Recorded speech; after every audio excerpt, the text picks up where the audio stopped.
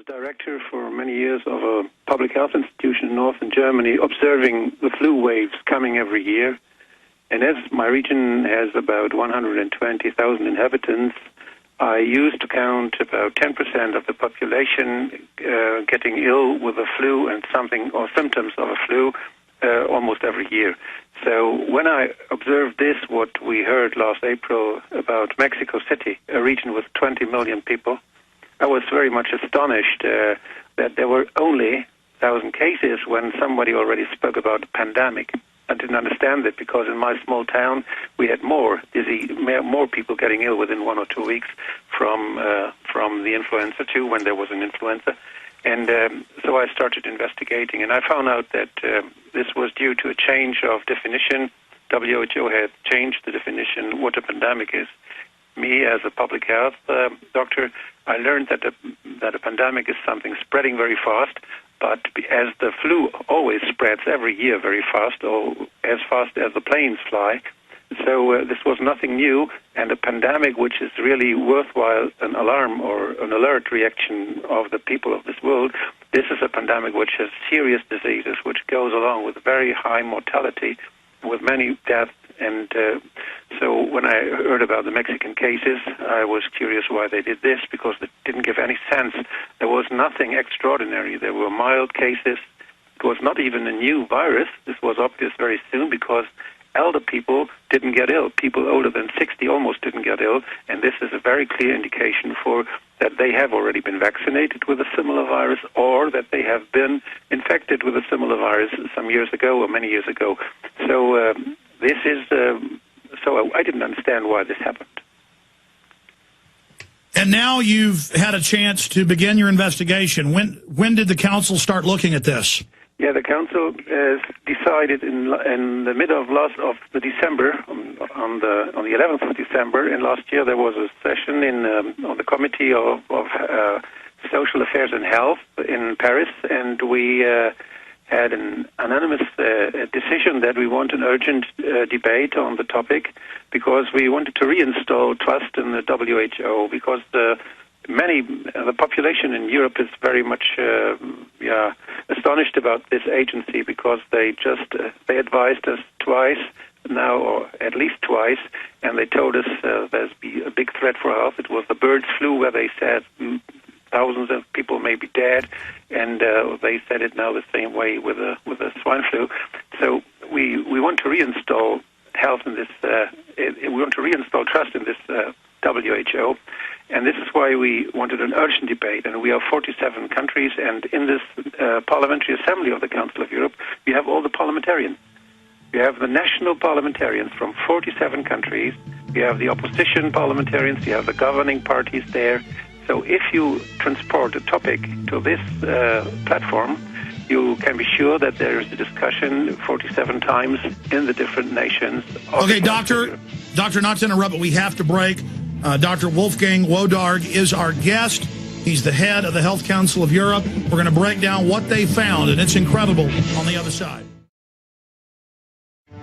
Dr. Wolfgang Wodarg has been the head of health for the Council of Europe until late last month. Now he rotated off that post and still an honorary member of it.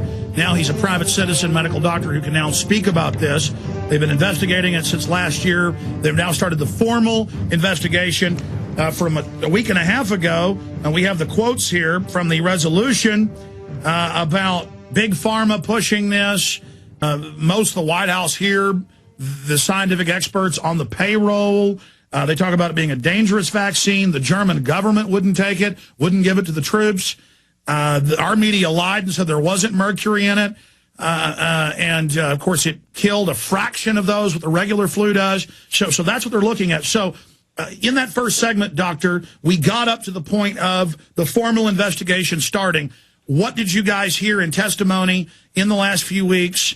And then break down personally some of the statements you've made, the research of what this appears to be.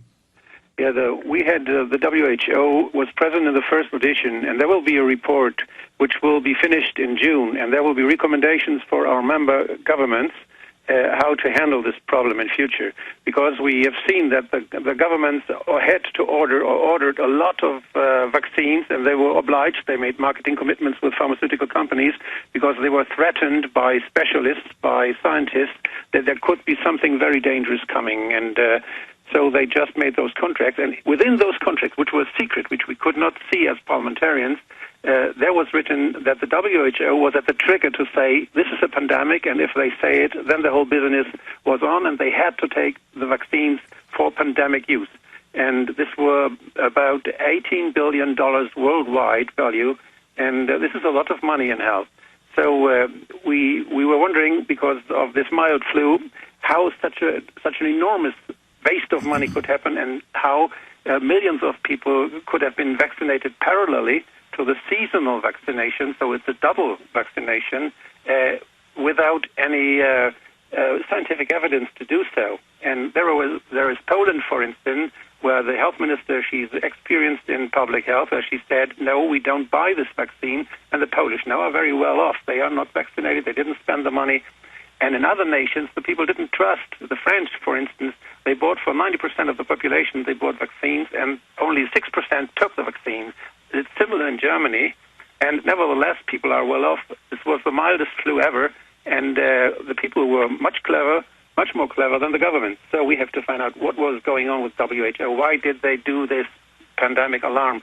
And we found out that there is a public-private partnership within WHO, which developed the last 10 years, and which the very powerful pharmaceutical companies seem to have used quite well for them, for their purpose, for their shareholders, because the decisions there were the reason why they now earn so much money with this vaccine. And we don't know what really happened. We only know that they changed the definition of pandemic, which was a very dangerous thing before, and now it's just a normal flu is called a pandemic, and this is the reason why the business for pharmaceutical companies was open. Well, Doctor, looking at this, and again, we're talking to the former head. He just left his post, regular rotation off of it, last month as the head of the Health Council of Europe. I still go on cooperating with my colleague and working on this matter very intensively. So you're still part of it. My point is this. So out of the gates, and we noticed this, they changed the definition of a pandemic. So because they knew that it was very mild and wasn't a pandemic by the old measurement, not even near. So out of the gates, we know that that is fraud. And then in the reports I've been reading, the council and yourself have been talking about that the vaccine wasn't properly tested, was approved without testing, thanks to government's declarations of emergency. That's why they went with the pandemic designation, correct? It's true, because if the pharmaceutical companies wanted to have a real business, they have a monopoly on the vaccines, and this is what they tried by using new vaccines, using adjuvants, using new technologies to breed the virus for the vaccine, and these were patented methods, so they could monopolize it and tell the governments that this was a pandemic vaccine, a special one, which they can produce more quickly than normally. And this is what they made the contracts. And so this is the trick, how the big pharmaceutical companies had this marketing commitment. Okay. Normally Go ahead. Pardon? Go ahead. Yeah, normally you can, if you have the virus, which is to come, you make a mixture of certain viruses you expect to come. And there are so many facilities all over the world which would be able to produce non-patented vaccines everywhere, very fast and very much adapted to the epidemiological situation.